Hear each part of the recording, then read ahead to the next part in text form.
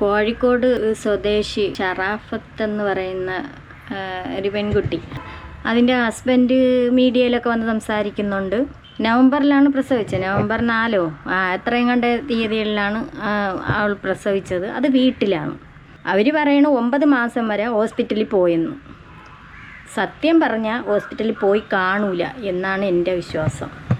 എന്ന് പറഞ്ഞാൽ ഈ അക്യുപഞ്ചറാണ്. അക്യുപഞ്ചറാന്ന് പറയണത് അതിൽ സൂചി കുത്താണ്. അവരത് പഠിച്ച് അത് പഠിച്ചതിൻ്റെ പേരിൽ ആര്യ ഹോസ്പിറ്റലിൽ വിടൂലായിരുന്നിട്ടുണ്ട്. അങ്ങനെ ആയിരിക്കാൻ സാധ്യതയുണ്ട്. അയാൾ മീഡിയയുടെ മുന്നിലൊക്കെ വന്ന് പറയുന്നുണ്ട്. ഇപ്പോൾ 4 മാസമായി സംഭവം. കുട്ടിക്ക് പ്രസവിച്ച് കുട്ടി നല്ല ഇതായിട്ട് ഇരിക്കുന്നുണ്ട്. അമ്മയ്ക്കും കുഴപ്പമൊന്നുമില്ല, നല്ല ആരോഗ്യവതിയാണ്, വേറെ പ്രശ്നങ്ങളൊന്നുമില്ല. അപ്പോൾ പറയണത് 4 മാസം കുട്ടിക്കായി, ബർത്ത് സർട്ടിഫിക്കറ്റ് കിട്ടിയിട്ടില്ല. ഇത് അക്യുപഞ്ചർ ആവുമ്പം പിന്നെ ഇങ്ങനത്തെ ഒരു ചികിത്സയാണ്. അത് ഓരോരുത്തരുടെ ഒരു വിശ്വാസത്തിൻ്റെ ഒരിതാണ്. ഭാര്യയും ഭർത്താവും തന്നെയാണ്, രണ്ടും ഇത് പഠിച്ചതാണ്. ഒരുപാട് സ്ഥലത്ത് ഇങ്ങനെ അക്യുപഞ്ചർ നടക്കുന്നുണ്ട്, ചികിത്സ നടക്കുന്നുണ്ട്. എന്നാലും ഒരു പ്രസവമൊക്കെ ആവുമ്പോഴേ വീട്ടിൽ ഈ അക്യുപഞ്ചർ എന്നും പറഞ്ഞുകൊണ്ട് പ്രസവം എടുത്തു കഴിഞ്ഞാൽ മുമ്പ് ഒരു അനുഭവം അറിയാമെന്നുള്ളതാണ്. ന്യൂസിലൊക്കെ വന്നതാണ്. ഈ വെഞ്ഞാറമൂട് സ്ഥാപനത്തിലാണെന്ന് തോന്നുന്നു. വെഞ്ഞാറമൂട് സ്ഥാപനം ഇങ്ങനെ ഒരു ഇതിട്ടിരുന്ന അക്യുപഞ്ചർ. അപ്പോൾ അവിടെയും കണ്ട ചികിത്സയ്ക്ക് വന്ന ഒരാൾ ഈ ഡോക്ടറാണ്. അക്യുപഞ്ചർ എന്ന് പറയുമ്പോൾ ഇത് ഡോക്ടറല്ല, അത് ഇങ്ങനെ ചികിത്സിക്കുന്ന ആൾ. അപ്പം അയാൾ ആ ഒരു ഗർഭിണി പെണ്ണിന് പ്രസവത്തിന് ഇയാളെ വിളിച്ച് ചെയ്യാനായിട്ട് പ്രസവം എടുക്കാൻ പെൺകുട്ടിക്ക് ബ്ലീഡിങ് ആയി.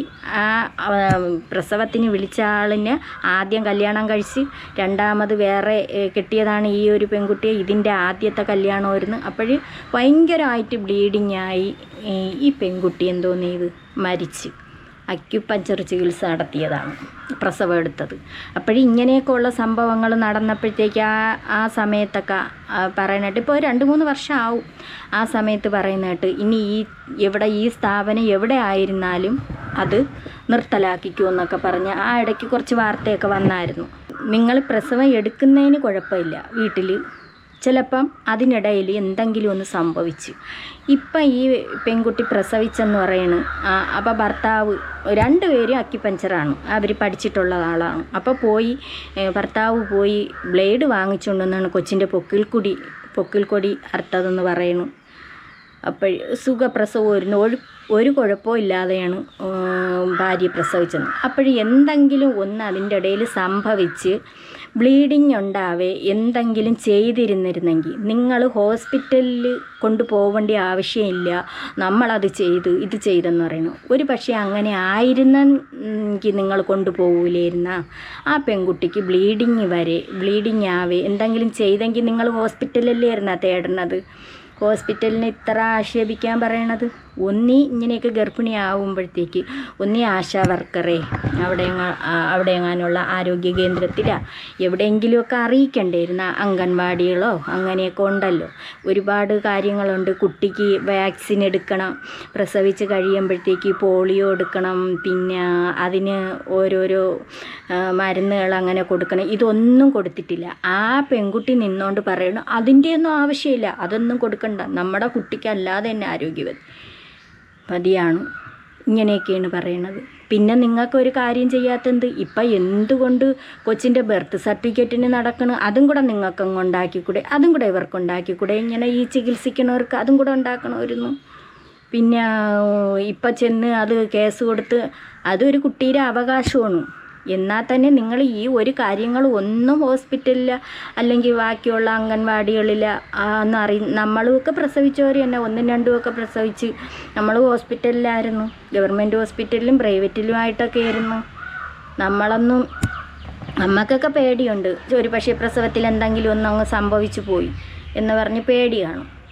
ഇനി ഈ കുട്ടിക്ക് ആരോഗ്യ പ്രശ്നങ്ങൾ വല്ലതാ എന്ന് പറഞ്ഞാൽ ഈ വാക്സിനൊക്കെ എടുക്കണം എന്ന് പറഞ്ഞാൽ ആരോഗ്യ പ്രശ്നങ്ങൾ വരാതിരിക്കാനാണ്. പോളിയോയൊക്കെ എടുക്കണ ചില കുട്ടികൾ എടുത്തില്ലെങ്കിൽ ഇങ്ങനെ നടക്കാതെയും ഇങ്ങനെയൊക്കെ ആവുന്നത് കൊണ്ടാണ്.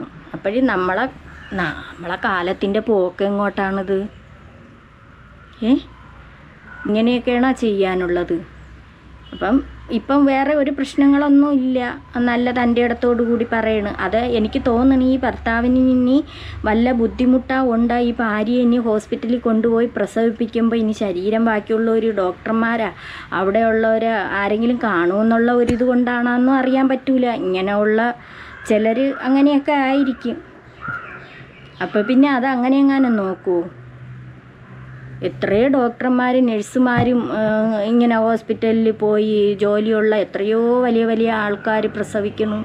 പിന്നെ ഇതുമാത്രം പിന്നെന്തോന്നു ഒരു വല്ലാത്ത പുതുമ തന്നെ. ഇങ്ങനെയൊക്കെ പ്രസവം എടുക്കണം. ചിലപ്പോൾ ബ്ലീഡിങ് ഒക്കെ ഉണ്ടാകുമ്പോൾ നേരെ കൊണ്ടുപോകണം ഹോസ്പിറ്റലിലാണ് കൊണ്ടുപോകണം. പിന്നെ അവരെടുക്കൂല കേട്ടോ, എടുക്കൂല. അങ്ങനെയുണ്ട്. കുറച്ച് പേരെങ്കിലും ഇങ്ങനെയൊക്കെ പഠിക്കണം. ഇങ്ങനെയൊക്കെ ഉള്ള കാര്യങ്ങൾ. നമ്മൾ ഹോസ്പിറ്റലിൽ പോവേണ്ട കാര്യത്ത് ഹോസ്പിറ്റലിൽ തന്നെ പോകണം. അക്യുപഞ്ചർ ചികിത്സകളുണ്ട് ഷുഗറിനൊക്കെ, എന്തെങ്കിലും ഷുഗറിനും ഓരോ അസുഖത്തിനൊക്കെ. അറ്റാക്ക് പറഞ്ഞതിന് ഒരാളുകൾ പോയി ചികിത്സിക്കണവരുണ്ട്. എൻ്റെ അറിവിൽ തന്നെ ഒരുപാട് പേര് പോയി ചികിത്സിച്ചിട്ട് അവസാനം ഷുഗറൊക്കെ ചികിത്സിച്ചതിന് ശേഷം അവർക്ക് അറ്റാക്കൊക്കെ വന്ന് അക്യുപഞ്ചർ ചികിത്സ ചെയ്തുകൊണ്ടിരുന്നവർ പിന്നെ ഹോസ്പിറ്റലിൽ മെഡിക്കൽ കോളേജിലൊക്കെ പിന്നെ പോയവരുണ്ട്. ICUലും വെന്റിലേറ്ററിലൊക്കെ കിടന്നവരൊക്കെ ഉള്ളതായിട്ടൊക്കെ ഞങ്ങൾക്കറിയാം. ചികിത്സ ചിലപ്പോൾ നല്ലതായിരിക്കാം, നല്ലതല്ലെന്നല്ല നമ്മൾ പറയണം. എന്നാൽ ഈ പ്രസവത്തിൻ്റെയൊക്കെ കാര്യം വരുമ്പോൾ ഒന്ന് ശ്രദ്ധിക്കാനുണ്ട്. ഹോസ്പിറ്റലിനെ തേടണമെന്നാണ് എനിക്ക് പറയാനുള്ളത്. ഇത് വലിയ ഞാൻ ആളാണെന്നും പറഞ്ഞും കൊണ്ട് ചെന്ന് നിന്നിട്ട് ഇപ്പം പിന്നെ സർക്കാരിനെയും ബാക്കിയുള്ളവരെയൊക്കെ കുറ്റം പറഞ്ഞിട്ട് കാര്യമില്ല. ഈ ബർത്ത് സർട്ടിഫിക്കറ്റ് എന്നൊക്കെ പറയണ അത് മുമ്പേ ഹോസ്പിറ്റലിൽ അറിയിക്കണം. ആ ഹോസ്പിറ്റലിൽ ചികിത്സ നടത്തിയിട്ടില്ല, അതാണ് കാര്യം. അതിൻ്റെ ആവശ്യമില്ലെന്ന് ആ പെൺകുട്ടി പറയുന്നുണ്ട്. ഹോസ്പിറ്റലിൽ ചികിത്സ നടത്തേണ്ട ആവശ്യമില്ല, പിന്നെ വാക്സിനൊന്നും കൊടുക്കേണ്ട ആവശ്യമില്ലെന്നൊക്കെ ഇന്നുകൊണ്ട് എന്തൊക്കെയോ വിളിച്ച് പറയുന്നുണ്ട്. അപ്പം ഇത് കണ്ട് ബാക്കിയുള്ളവരൊന്നും പഠിക്കരുത് കേട്ടോ. എല്ലാവരും ഹോസ്പിറ്റലിൽ തന്നെ തേടണം, ഹോസ്പിറ്റലിൽ തന്നെ പോകണം. ഇങ്ങനെയൊക്കെ ഉള്ളവരൊക്കെ പലതും പറഞ്ഞു തരും. അതിലൊന്നും ചെന്ന് വീഴരുത്. ചെറിയ ചെറിയ അസുഖങ്ങളാണെങ്കിൽ കുഴപ്പമില്ല, നമുക്ക് പോയി ഇങ്ങനെ ചികിത്സിക്കാമെന്ന് വിചാരിക്കാം. ഇങ്ങനെയൊന്നും ആരും ചെയ്യാതെ ഇരിക്കുക, അത്രേ എനിക്ക് പറയാനുള്ളൂ.